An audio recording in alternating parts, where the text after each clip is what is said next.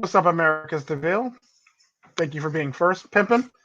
Um, this video is going to be about, I call it Tico's Karambit wounds because apparently I got to educate stupid people who know nothing about viruses and bacteria on what virus and bacteria actually are. Apparently I got a lot of stupid people that know what it is. They try to reinvent the wheel or try to say that what we learned about viruses is wrong, basically. On top of that, I'll talk about the COVID. I'm going to talk about the COVID vaccine, and I'm going to talk about like various things and the difference between, bacteria and viruses, basically, and stuff like that. Or well, not really the differences, but like the different things you would have to take versus for a vaccine versus a virus, basically, and stuff like that. Is typically how it works. So I'm gonna break down that type of stuff. So it's going to get kind of educational on this one, but I'm gonna try to keep it as fun as humanly possible while calling people stupid as fuck. Because there's a lot of stupid as fuck people that think they know everything about this shit, when in fact I'm sitting right here and I'm pretty much a microbiologist. I am a microbiologist, and I pretty much know all about this shit because I've studied this shit for many, many fucking years to get the degree that I got, basically. At the end of the day. So there's nothing you can tell me about it that I already know, that I already don't know about it, that I already don't get a continuous education on it for, basically. So basically, I'm gonna have to run through this. So this portion is going to be, viruses and bacteria for dummies, basically. We're going to talk about antibiotics and vaccines. Typically, how it works is if you have a bacterial infection, you're going to take an antibiotic. Pretty much all it really is. That's all it would ever be. That's pretty much how it works. If you have a bacterial infection, you basically take antibiotics for it. If you have a virus, you pretty much either wait it out or there's a vaccine for it, depending on how serious the virus is, how deadly the virus is. There's a vaccine for it. That's typically how that works. So, bacteria, antibiotics. Viruses get vaccines, basically. That's pretty much how that works. That's pretty much how it's always been. It doesn't work any other fucking way, basically. Apparently we got basically a lot of doctors that'll say something like, viruses are a part of the human body and they help the human body do various things. Actually, no, that's bacteria, and that's actually flora, bacteria, and other things that actually help your body actually digest and do various things, basically, so you can get rid of it. Viruses aren't really known to be in your body per se, unless you get sick. Viruses typically stay away from the body unless it actually needs to be about a body or need to be in a body to basically live off the body. You have actually bacteria in your gut, along with a lot of other things like normal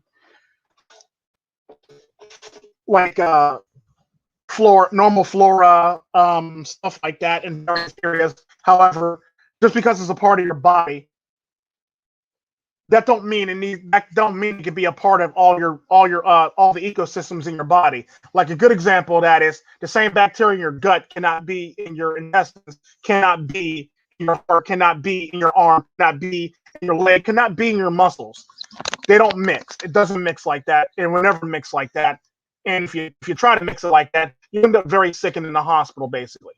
This is typically why people always end up in the hospital for intestinal leaks or intestinal bleeds, basically, or they end up in the hospital because their stomach perforated or they got messed up to the point where it's seeping into other parts of your body, basically. The bacteria cannot be, it has to be contained within those areas, basically. That bacteria can't move from area to area, in other words. You say, line up, take these jabs, and take orders. Years ago. Yeah, pretty much took that damn. It actually took a little longer than that because I got a master's, but that's neither here nor there. Normal flora and fauna, basically. You got other things like bacteria. You got what's the other thing called? Various what's it called? Not parasites, but various I forget the name of that right now off the top of my head. I got to think of it, but it'll come back to me.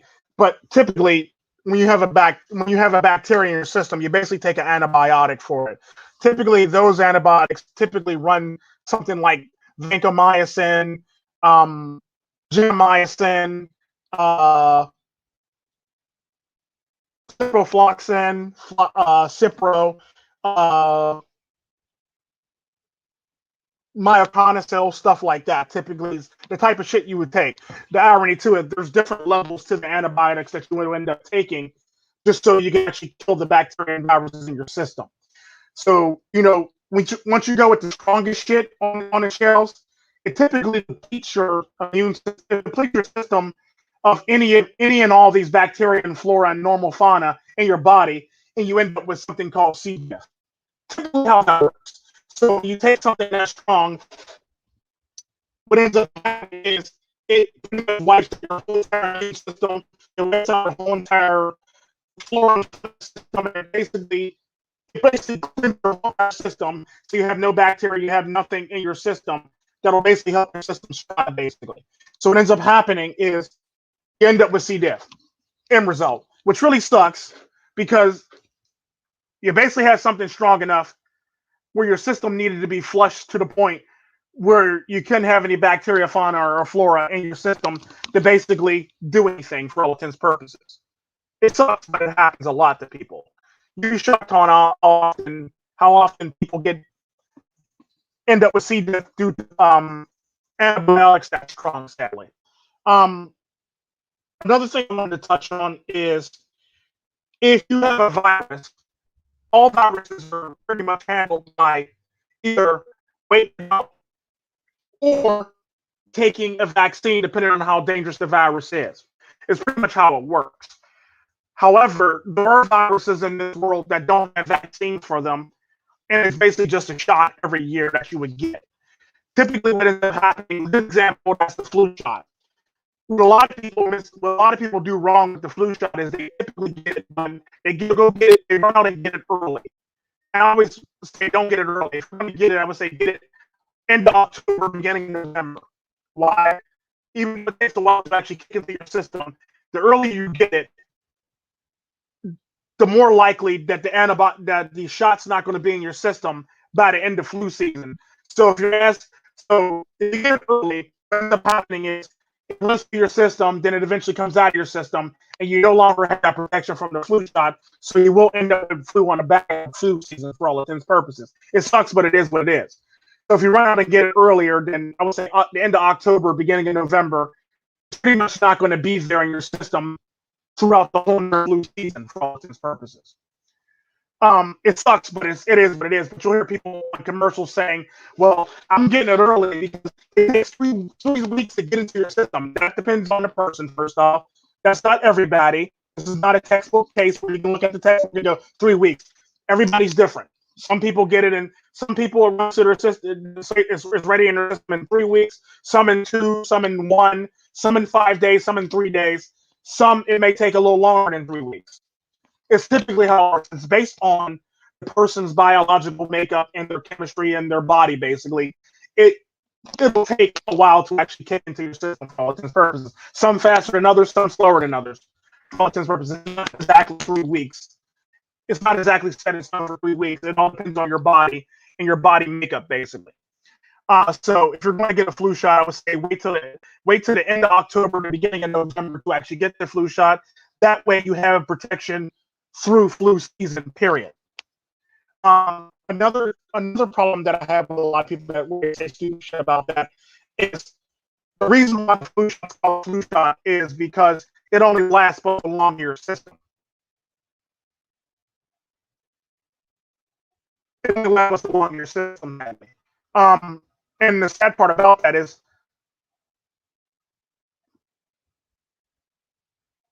a little roboting. It doesn't last that long in your system, basically. So what ends up happening is you end up shots basically don't last long in your system. They basically are meant to last for temporarily to protect you for something temporarily, basically. Whereas a vaccine is meant to go long term for years and basically meant to, after a certain amount of time, you get a booster shot to boost your immunity to all the stuff that you got vaccines for, basically. So if a vaccine lasts less than about a year, it's not a vaccine. It's basically a shot, basically, at that point. And if you need a booster shot, then it's probably bad. Um, so it's basically just a shot after a while. If it doesn't last longer, if it doesn't last longer than a year, then it's basically a shot for all intents and purposes. Um, and a lot of people are actually getting a lot of stuff misconstrued on what it is, what a vaccine is, and what a shot is. Because the sad part about that is the fundamental difference is a vaccine basically lasts for almost a lifetime, and you basically just get a booster shot and basically keep it going. Whereas a shot basically only lasts for a couple months to about a year, for all intents and purposes. So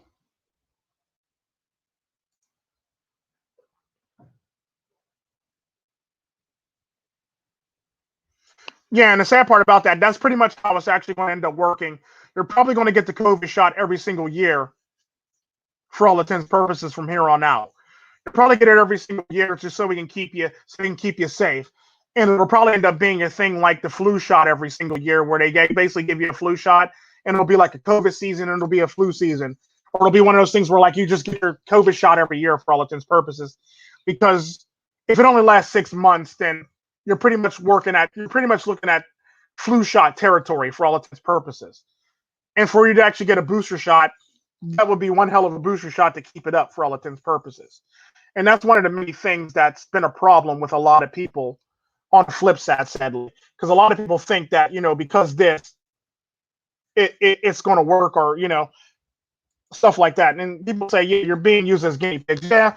Well, the sad part about that, typically, and I've actually called it, and matter of fact, I want to actually give a shout out to Tom Pinoy in a one server. I basically told him that they're going to pretty much fast track the vaccine. And he kept on saying, no, they won't. It takes many years, and it takes this many years. And look now, vaccine for COVID virus. Like I said, all you got to do is grease a couple of palms and stick a stack of money in somebody's back pocket, and everybody looks the other way, and you get a vaccine. Basically, typically how it works. FDA looked the other way. Everybody looked the other way. The government signed off on it, and we have a vaccine in under the amount of time it normally takes to get a vaccine or anything on the market for all intents and purposes. Now, if that ain't some serious political pull right there, that's some serious political grandstanding and serious political show at that point. Because the sad part about that is what that actually means is, in all technicality, every single medicine I go on the market, they can actually fast track, but they don't. If you ever noticed, oh, we gotta wait this long, so we gotta actually do the trials and stuff like that. Look at that. They went straight to trials and they went straight to trying it out on every single living human being in the United States, basically. It's all political, and it's all it will ever be. It's all political. It's all about political grandstanding and making yourself look good, sadly. The thing that I found funny about the vaccine is everybody's giving Joe Biden props for the vaccine. But what they forget is that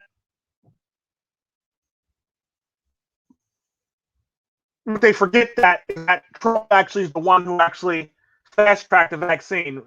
Remember the policy called Operation Warp Speed? That was Trump. So you take these vaccines was all Trump, basically. The fact that you got vaccines this fast was Trump. It's not Joe Biden, it's Trump. The part about that is people get credit for shit that they didn't do. I seem to remember people saying, and I quote, if Trump becomes president, or if the vaccines come out and Trump is president, I'm not getting the vaccines. But if Joe Biden and Kamala Harris are in office, I'm going to get the vaccines. One, it's the same damn vaccine that was under the Trump administration. And two, nobody would ever thought to fast track vaccines besides Trump. Everybody would have actually sent it through like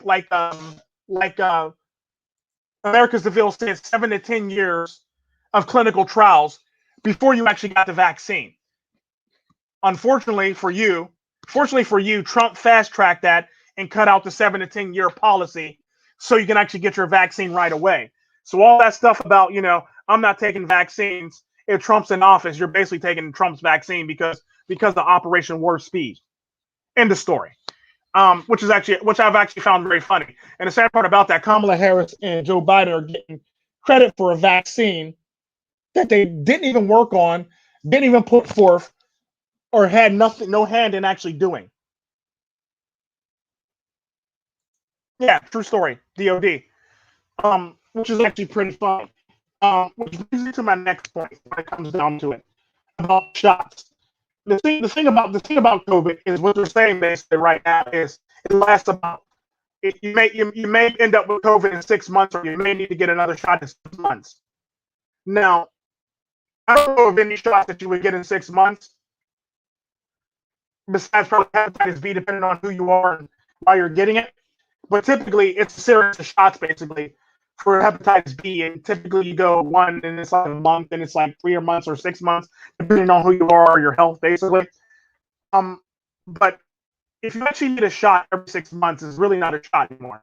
I mean, it's really not a vaccine anymore. It's an actual shot, which actually makes for an all-year-round shot for all intents and purposes. If it only lasts 6 months, then that's a pretty bad vaccine for all intents and purposes.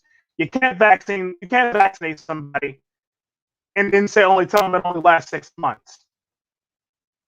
Who's the one to vaccinate somebody if it only lasts 6 months?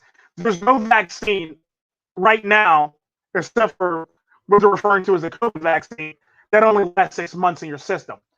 I think the vaccine with the lowest shelf life, I want to say, is either the TB or the no, not TB. I'm sorry, Hep B, or I forget the name of the other one. Those are the lowest. Those are the ones with the lowest shelf life, and those are at least like between 5 to 10 years based on your genetic makeup, basically. So you get a booster shot probably every 10 years or every 7 years, depending on your genetic makeup for all intents and purposes. Typically, how it works is you get that shot, then you end up with a booster shot a little bit later for all intents and purposes. That is probably the lowest shelf life. That's probably the lowest life expectancy of a vaccine in your system. Yeah, measles, mumps, and rubella. That actually, it depends on the person. Sometimes it's 10 years, sometimes it's 2 years for all intents and purposes. But I think, let's say, hepatitis B has a low end life of like 5 years to 10 years for all intents and purposes. But you typically get booster shots around year 10 or year 7 or year 10 for all intents and purposes to basically boost everything back up. Another thing I wanted to speak on is the fundamental difference between, like I said, I basically talked about the fundamental difference between a shot, a vaccine, and antibiotics. You take antibiotics for bacterial infections, and you take vaccines for deadly viruses that can kill you, basically. You take shots for viruses that aren't really all that important, but it's good to have for extra protection every year. The sad part about that is the antibodies from shots don't stay in your systems very long. The antibodies for vaccines do stay in your system very long. It's pretty much how it works. So vaccines basically stay in your system for, like I was saying, a shelf life of like 5 to 10 years minimum, and longer than that for all intents and purposes. Hell, some of them are actually in your system for all your life for all intents and purposes. The difference between the problem with actually getting a vaccine versus actually catching something naturally is your antibody levels. Basically, you're more likely to have you have a better chance of having more antibodies in your system for a certain ailment if you actually get it naturally than you would if you actually get a vaccine. This is typically why you always need a booster shot for a lot of the stuff that you get for all intents and purposes. It's sad, but it's true. The sad part about that is if you get a vaccine, you're going to need a booster shot, because the sad part about that is the vaccine will never produce as many antibodies as it would if you actually catch something naturally. The sad part about catching something naturally, because it's natural and it's a natural occurring thing in your system, and it's not some played with or messed around or genetically modified virus or a piece of a virus, and it's something real, and it sends your body on 10 alarm fire basically, or DEFCON 6. It basically produces a lot more antibodies for that illness for this reason. So if it's a natural, so if actually, let's just say if you get, we'll just say if you got TB, let's just say you didn't get the vaccine, but somehow, some way you overcame TB naturally, hypothetically, naturally, there are people actually overcome TB, and actually their system actually kicks TB's ass. That's very few and far between. You got to be like, that's a small majority of the population that can actually pull that off.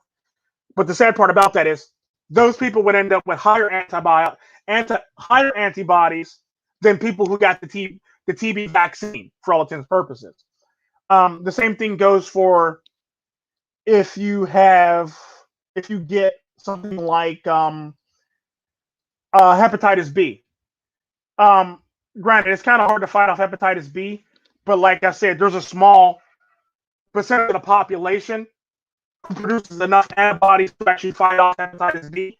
So they typically end up with a higher antibody count than people who actually got the vaccine,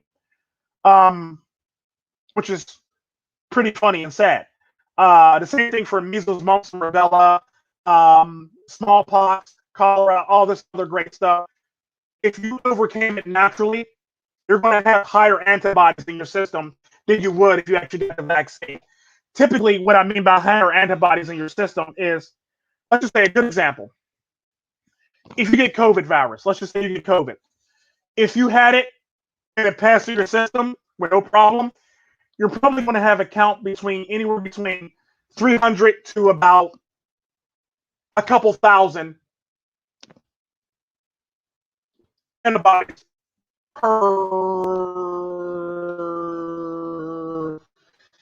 so many milliliters of blood, basically. So you have a bunch of antibodies just running around your body, basically ready to fuck some shit up, basically, if you catch something naturally, versus a vaccine where you only have anywhere between 90 to about 300, 90 to 200 antibodies running around your system, whereas an actual vaccine would end up having like an actual person who contracted stuff and got rid of their cells would end up having double that or triple that or quadruple that the amount of antibodies in their system is typically how it works. So if you get like I said, if you get like people that survive smallpox or the plague way back when, or anything like that, have antibodies in their system ready to go to fuck some shit up, basically.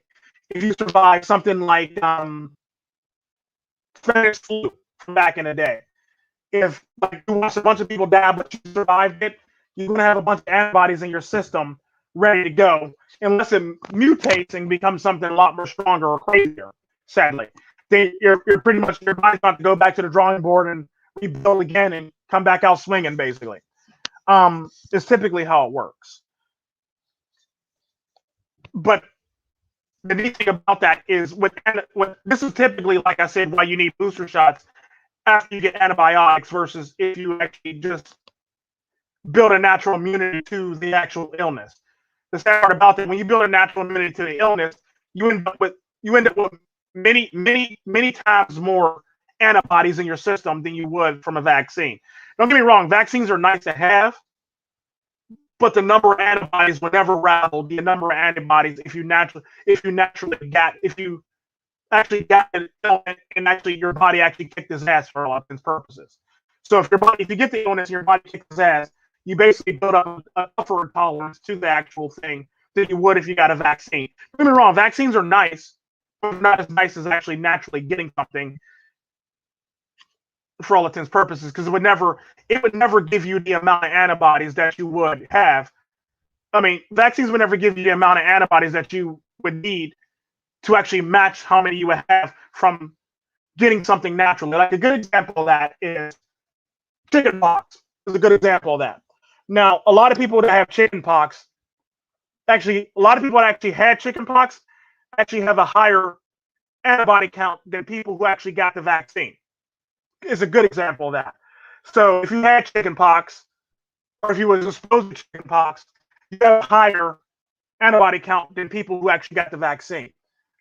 The same thing goes for uh, shingles and shit like that for all intents and purposes.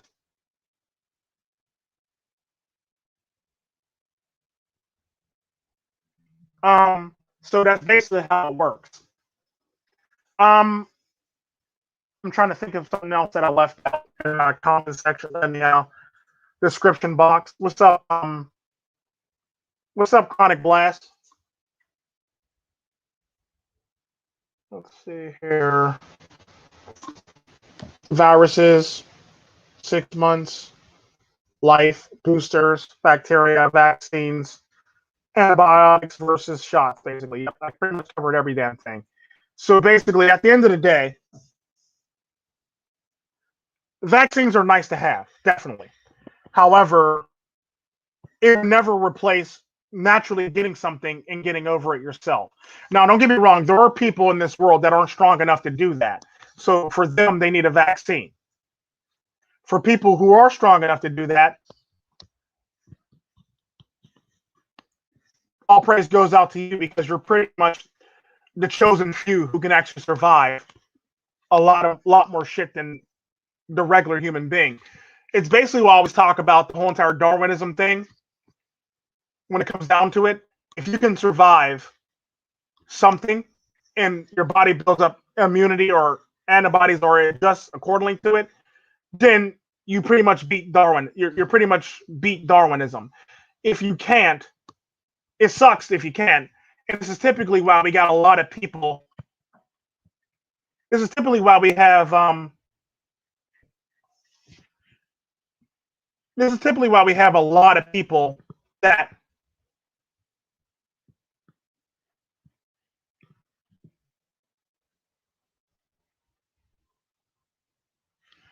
I'm not talking about it actually being a good thing, Chronic Blast. You're in the wrong stream if you think I'm talking about it actually being a good thing.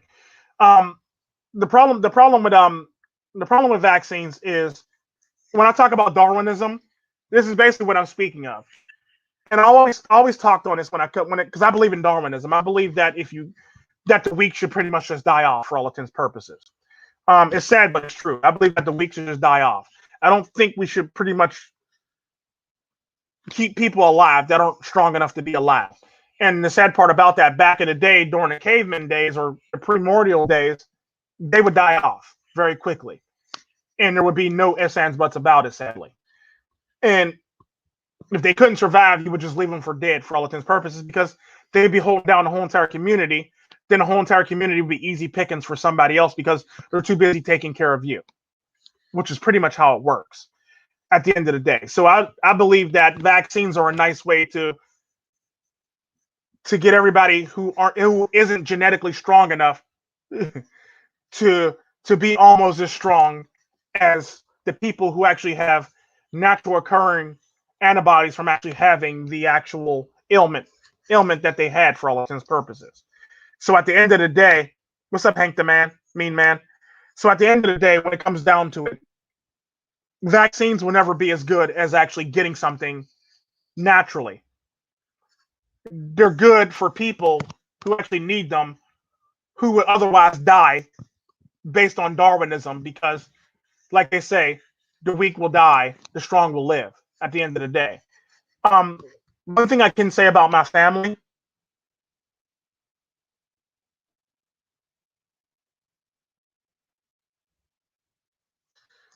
one thing I can say one thing I can say about it is at the end of the day, you basically find out who the weak people are based on how many vaccines they actually have to get to survive. The sad part about that, a lot of stars who quote unquote look good or who are Chads and Tyrones, according to people, are the Stacy cells. They end up needing more vaccines than the normal people. So you can't say they have strong genetics when in fact genetically they're actually weak or inferior for all intents and purposes. That'd be like saying that, a diabetic is the strongest person in the whole entire world up until you feed them a dose of sugar and now they're all in a coma now, basically. Um, that's pretty much what that like. That's pretty much what that's like. The sad part about that is when it comes down to it, you have to understand your genetics, and you have to understand where it actually is coming from and who you are as a human being for all intents and purposes. Because just because you look good, that don't mean you have good genetics. Like I said, there's a lot of good-looking people with fucked up diseases that keep them crippled. There's a lot of not so good-looking people who are probably the strong, healthier than the ox and stronger than most other people, and can survive a lot more than the normal people or the beautiful people. The sad part about that, being beautiful doesn't guarantee you strong genes at the end of the day. Like I was saying, my family is one of the few families in the world that pretty much have an immune system that can pretty much offset a lot of shit, a lot of natural shit that occurs in like the world, or based on foods that you eat, or based on your eating habits or genetic defects. Like I was saying, a good example of that is my mom's family. They're pretty healthy, but they're known to have like various diseases that run through their family, like diabetes, high blood pressure, high cholesterol.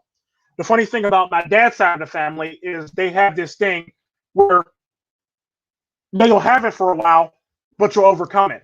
Now a lot of people will say, well, if you get high blood pressure, high blood pressure never goes away. Well, if you've ever met my dad's side of the family, you can have high blood pressure, and then it eventually your body makes the natural adjustments, and then it goes away. Basically, good example of that is when I was 17, I was actually diagnosed with high blood pressure. When I hit about 23, I no longer had high blood pressure. Another good example of that is my sister. Her family is known to have high cholesterol problems.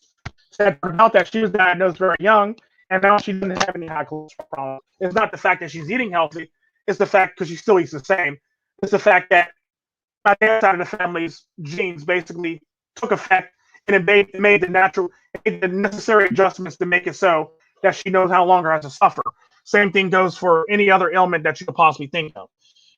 Um, Typically, my dad's side of the family has those genes that correct a lot of the shit that a lot of people are suffering from or lacking. Matter of fact, I actually made a video about there was a rich white family who wanted to breed out their the genetic flaws in their family, and they basically asked me to actually have a child with their daughter, basically. And I said I'll donate sperm, and I'm not having sex with their daughter, but I'll donate sperm, basically. And basically, they use that to basically breed out genetic defects in their next generation of their family. Basically, they also had a designer baby, but they basically bred out all the genetics, all the bad genetics in that runs in their family, to make it so that their next generation ends up being better than what it was before for all intents and purposes. So that baby's going to grow up being rich and spoiled and pampered and genetically strong for all intents and purposes. Um, is another good thing. However, I will say this: what's up, Peso for Peso $40, and what's up, Chronic Blast and Hank the Man already said that, and whoever else is lurking in the background on all the platforms and all the channels. But typically, that's how this shit works. You basically, at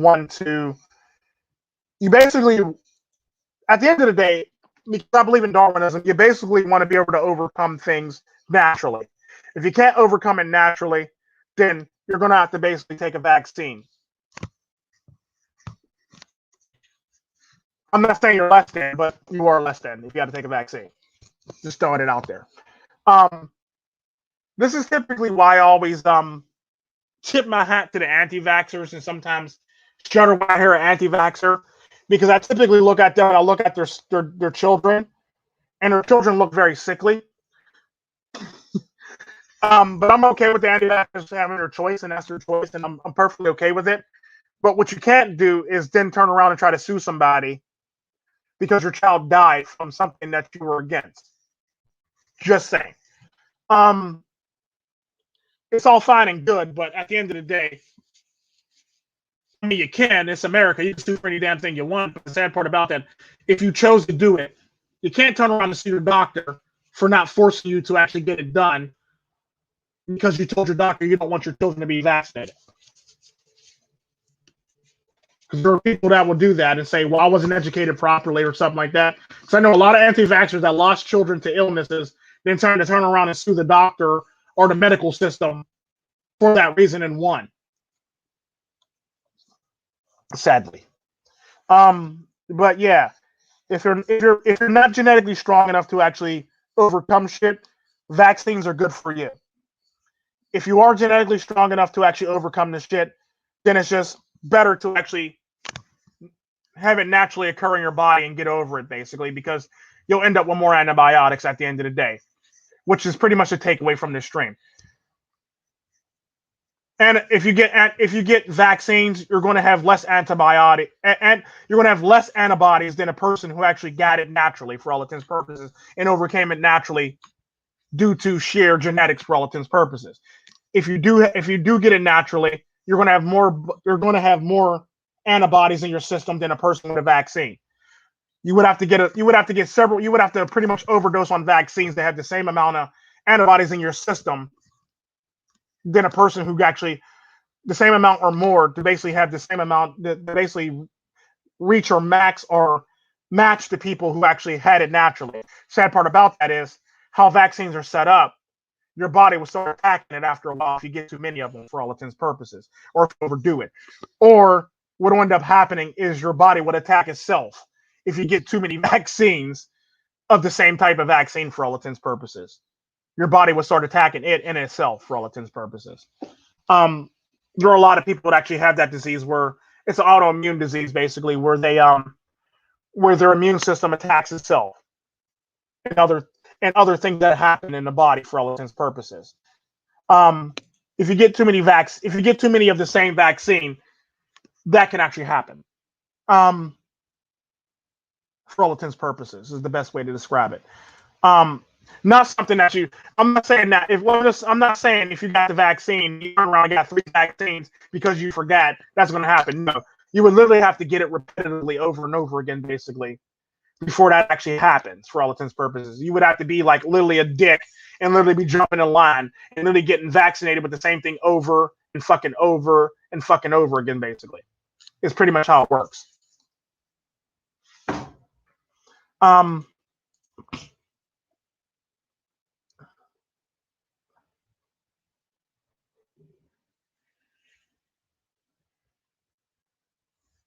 Yeah, pretty much. Yeah, that's pretty much how that works. Because you got to. Because babies really don't. Babies'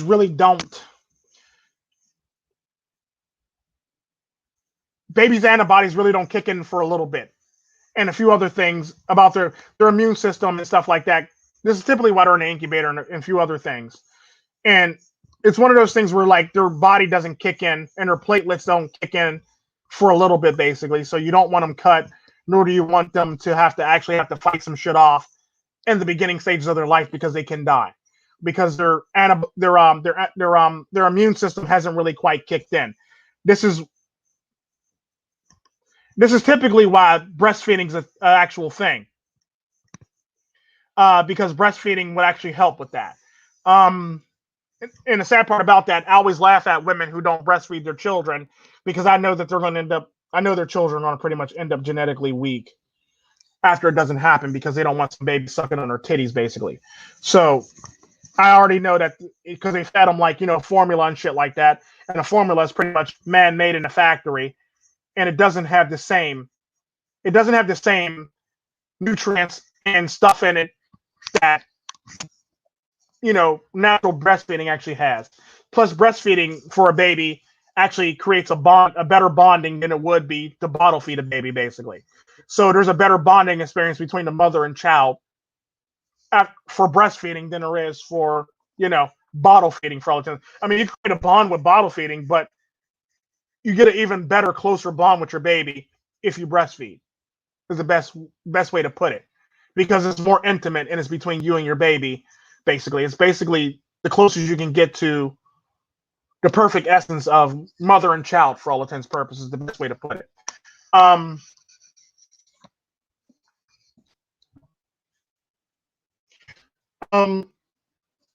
Which is actual thing, but babies typically don't really get your immune system for a little bit, a couple days to a couple weeks or a month, depending on the baby and its health. The same thing goes for platelets and stuff like that, for clotting. So they naturally need a K. They naturally need a K shot to basically make it so they don't bleed to death for all intents and purposes. Stuff like that. Um,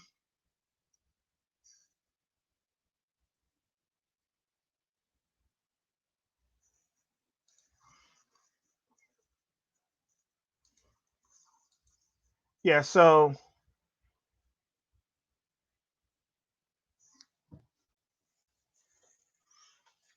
that's pretty much how it works for all intents and purposes. Um, so my thing is, if you can survive it, take away from this video, if you can survive it and you know you're strong enough to do it naturally. If you can't, run out and get a vaccine ASAP so you can live, so we don't have to laugh at you dying for being weak, basically. That's exactly how I feel. For all intents and purposes. I'm trying to think, did I leave anything else out? No, not really. I think I covered everything, and I think I'm a little too far, a little bit over for all intents and purposes. I agree with you, yes, on the class. However, the problem with that argument is when you actually get a shot, it actually sends your body into actual defense mode for all intents and purposes. So that shot actually activates, because it's a foreign object basically. So it actually activates your immune system for all intents and purposes. So yes and no to that, because at the end of the day, as long as the needle's sterile, it should be fine. But however, there are times when the needle wasn't sterile and shit happened. But the sad part about that is what ends up happening is that shot, that very shot, when it punctures your skin, it actually activates your immune system, and it actually activates platelets and stuff like that, so it can actually clot and close up the hole for all intents and purposes. So you won't bleed forever or keep on bleeding and stuff like that. It also activates your immune system to go check out the area that just was punctured for all intents and purposes. So in a way, shots are actually a good thing, sadly. And in a way, it's a bad thing if the needle was contaminated when they put it in a person. Then it's a bad thing for all intents and purposes. So yes and no on that one. On a one shot's too many shots.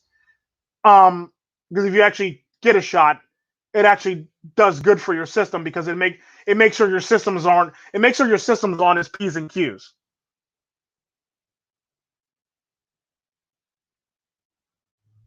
No, you can't really do that. You actually, the sad part about that is you literally have to get sick, or you literally have to be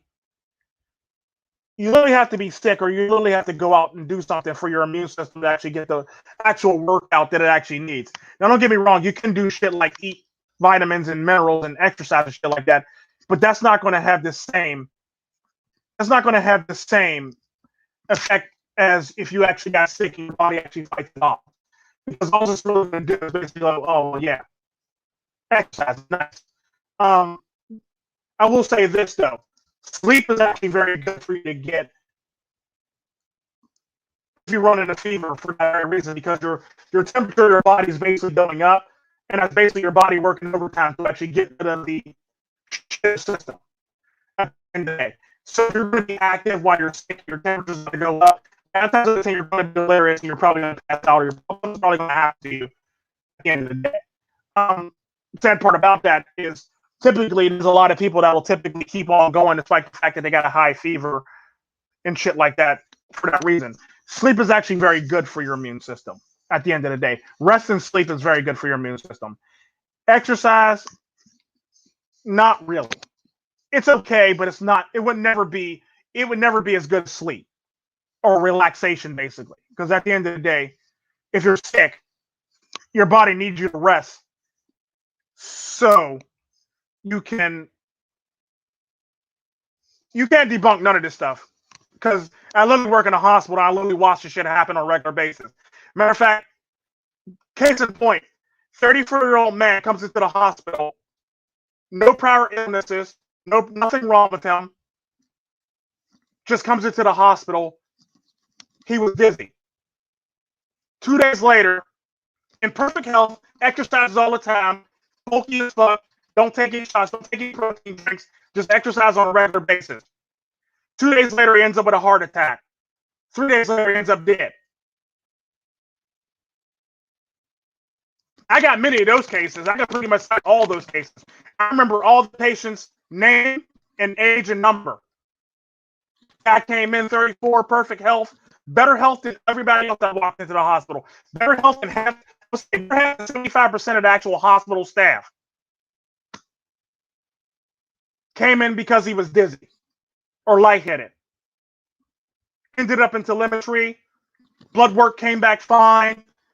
Troponin came back fine. Cholesterol came back fine. Sugar came back fine. Blood pressure came back fine. Was about to be released. Had a heart attack. Ended up in ICU. Died 2 days later. Troponin was fine. Nobody see it coming. Blood work was fine. Nobody see it coming. Perfect health. Perfect shape. Ripped 600 abs. Sexy. Chin. Chad, basically. Died from a heart attack. I didn't know fucking where. Exercise. What ended up happening? He wasn't getting enough sleep. Sadly. He basically was, reason why he was actually dizzy in the first fucking place is because he was fatigued from the lack of sleep that he was actually getting from working and working out. Died. Flat on his ass.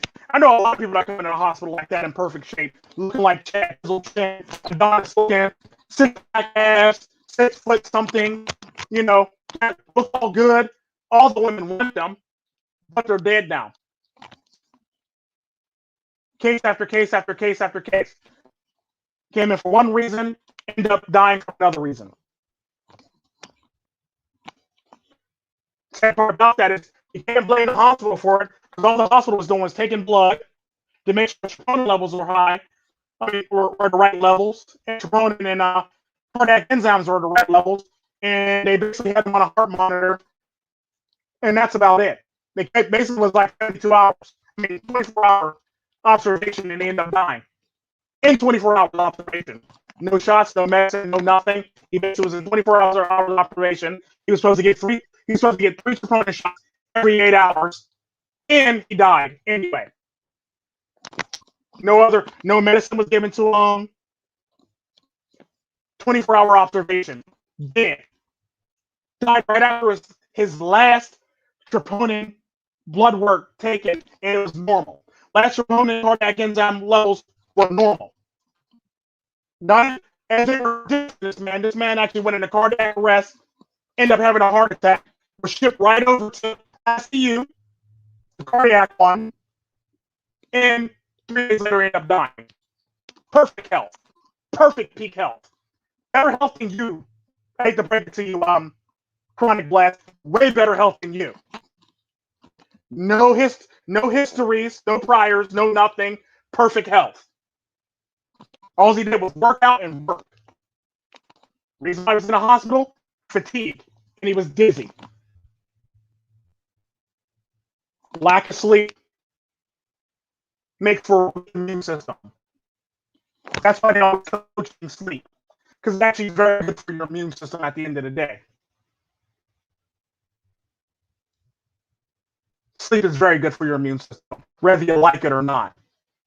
The sad part about that is I'm actually a bad culprit when it comes to sleep, because I get the least amount of sleep out of everybody you can particularly talk to. I get the least amount of sleep out of everybody. Sad part about that, it's only a matter of time before I succumb to that shit. Do I know that? Yeah. Do I work out on a regular basis? Yeah, I work out every day. But I do know I do need sleep if I want to maintain my actual health. Sleep actually maintains your immune system, it maintains your digestive system properly, and it maintains everything else properly if you get a proper amount of sleep. Exercise can't do that. Exercise sounds nice. Exercise sounds sexy, but exercise will never replace sleep at the end of the day, as accurate or not. Sleep helps you regulate your whole entire body system from head to toe. Digestive system, heart, thyroid. If it goes out of whack, I mean, well, if it's out of whack, but it pretty much regulates all that shit because it keeps everything properly aligned and properly in check for all of its purposes. Because without it, you'll get tired. And when you're tired, then your heart starts racing, or your thyroid starts going out of whack, or other parts of your body start cutting up when you lack sleep. It don't matter how much exercise you get at the end of the day, if you're not getting proper sleep. I exercise, 6 times a week? I used to exercise 7 days a week. However, I got busy, and now I'm down to 6 times a week, 5 times a week. Sad part about that is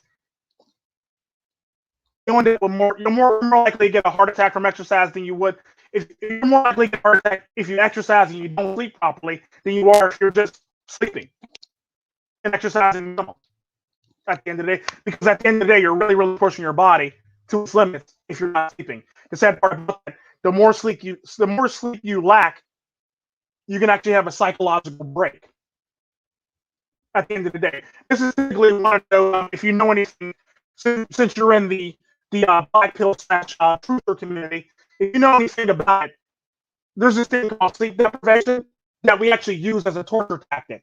Basically, so we embrace about it. We do it all the time. Sleep, that's how important sleep is. If we can actually get you to be sleep deprived, we can get you to spill beans, get you to not go up or down your name from if you're coming or going wherever we want to sleep, by depriving you of sleep. It is what it is. You're more likely to give up shit faster than you would if you're waterboarding. More shit consistently and more accurately if you do sleep deprivation over waterboarding. Sadly, the only reason why I do that is because I've actually been trained in that tactic, and I use that tactic quite often as a mercenary.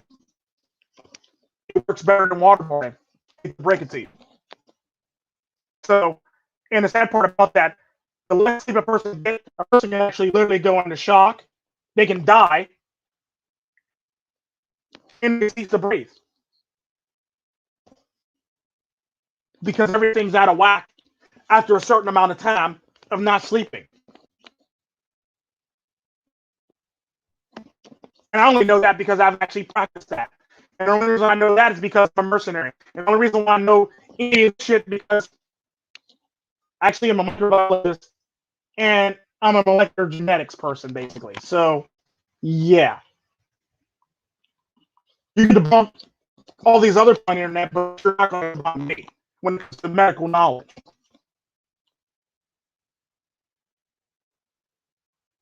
At the end of the day. So, yeah, nice try. Nice try.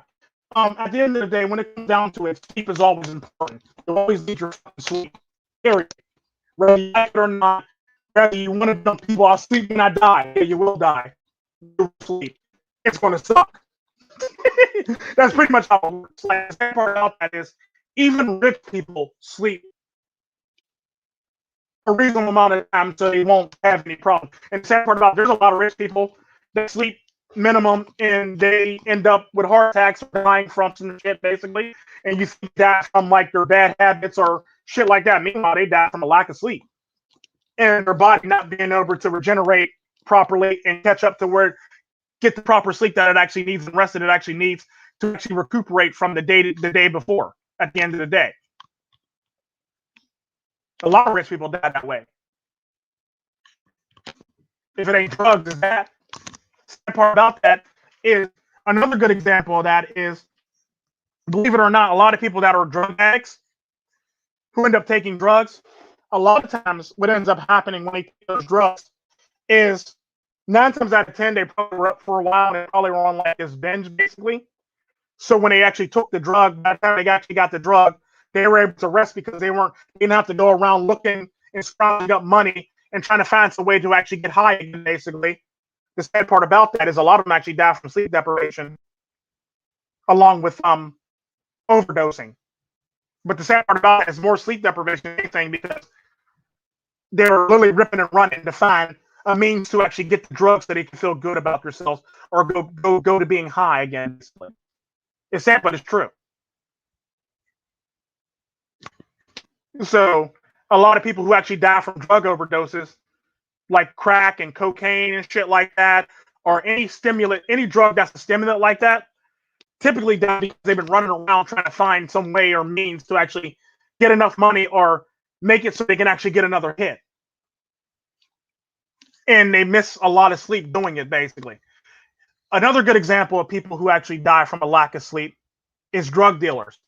Like old-fashioned drug dealers used to literally go on a grind for days, nights, days to basically make that money. A lot of them actually died from heart attack or stroke and shit like that and were in perfect health and had no other problems before that. But the fact that they were basically on a grind, didn't eat, didn't sleep, didn't eat properly, didn't sleep properly, didn't manage or diet properly, and they basically die slinging drugs on a corner. Perfect health, but go out there looking all grimy on like these are like true hard to like true drug dealers. I'm not talking about that shit that you see in Hollywood. I'm not talking about that Frank Lucas shit. I'm talking about the niggas that's literally singing drugs day in and day out to flip a dollar basically, or flip a dollar into like 100, or flip a dollar into like a million, or flip a dollar into like a couple hundred stacks basically. Like when like these are motherfuckers. Like people talk about going on the grind. These motherfuckers literally live the grind. Okay, so the sad part about that, a lot of these drug dealers end up dead because of lack of sleep and a lack of not really getting the proper exercise. I mean, not even exercise, because the sad part about that, they're really walking around slinging drugs basically. So their cardio is pretty good, and they probably work out because 9 times out of 10, a lot of the drug dealers back in the day worked out any damn way. And the sad part about that is they died from a lack of sleep and a poor diet. Matter of fact, I know a lot of drug dealers from the 80s and 90s who literally died trying to be on the grind. Not being shot, not being killed by anybody else, literally died being on the grind to get the money that they wanted and needed so they could buy something or do something that they wanted to do, basically. I know a lot of drug dealers that died that way. I know a lot of drug dealers that died, you know, starting risk with other drug dealers and pushers. I know drug dealers that literally died because they thought they were the shit, and somebody else, one of their lieutenants or one of their low men on the totem pole wanted what they wanted, and they end up getting shot in the back or killed basically by that man. I've seen many drug dealers come and go for that very reason. Hell, I've seen very many drug addicts come and go too, sadly. But it is what it is. It's one of those things where if you live that life, you're going to die that life. Or if you live a certain way, you're going to die that way. And if you lack the sleep that you actually need, you're going to die, whether you like it or not. You need that sleep because it pretty much regulates everything from your digestive system all the way down to your intestines, to your heart rate, to your mental faculties, to your nervous system, to every single system in your fucking body, basically, at the end of the day.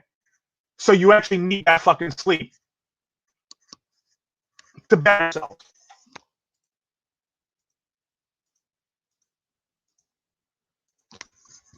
There's not a damn thing that any exercise can do the amount of sleep you actually need to maintain your whole entire system. Hell, sleep even helps your circulatory system. How about them apples? Helps regulate your circulatory system.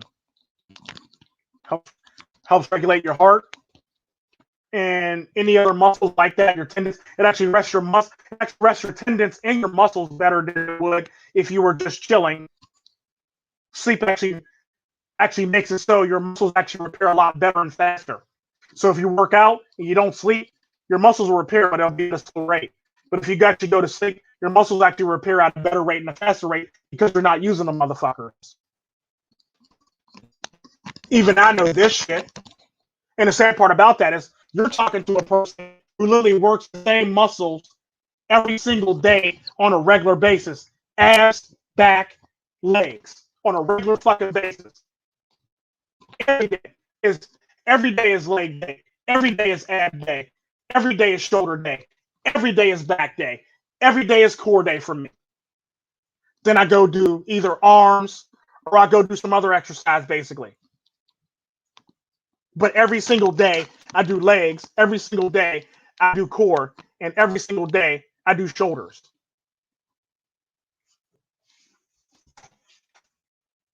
But even I know that just working out ain't going to solve those problems. I'd actually need rest so my muscles can actually heal properly and repair properly. Because the sad part about that, it don't matter how much you work out, you're still going to tear muscle. The more you tear muscle, and the less you let it heal, the more likely you're going to run into problems with your muscles and or your tendons and or other body parts for all intents and purposes. I've seen people who work out on a regular basis have heart attacks. Hell, I remember for the longest time when I was working out on a regular basis and I wasn't getting very much sleep, I was actually starting to have tightness in the chest, like I was having a heart attack and shit out this bitch. Sad part about that is when I started getting sleep, that shit went away. And I eat healthier than most people in the manosphere, sadly. But that's neither here nor there. I done took the stream on long enough. Y'all have a good one. Be blessed. And I'm going to do another stream later tonight to make up for the streams I didn't do yesterday. So there'll be a stream later tonight. My theories on Black women and motherhood for all intents and purposes. So that should be interesting. On what a single motherhood, basically, Black women and single motherhood for all intents and purposes is what it'll be pretty much be about. Why I think that Black women are single mothers. I think Black mothers are much more prone to be single mothers than any other group of people for all intents and purposes. So that stream is coming on later today. About it would be what, like 8:00, 8:50 something California time, 11 o'clock Eastern Standard Time, basically. So definitely check that out later. Y'all be blessed. Thank you, Hank the Man. Y'all be blessed. Have a good one. And I'm going to leave y'all with these lovely outros.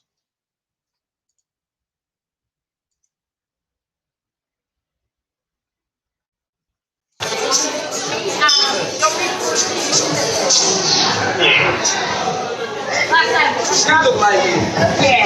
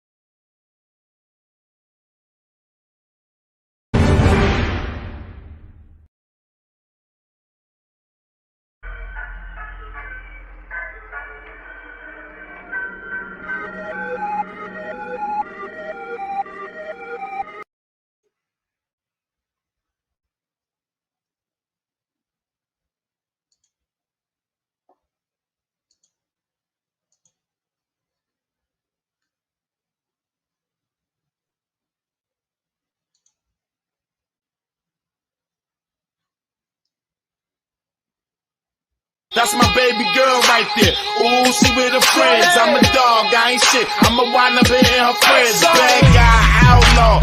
Ooh, I'm like Pac, but I ain't die after the second time I got shot.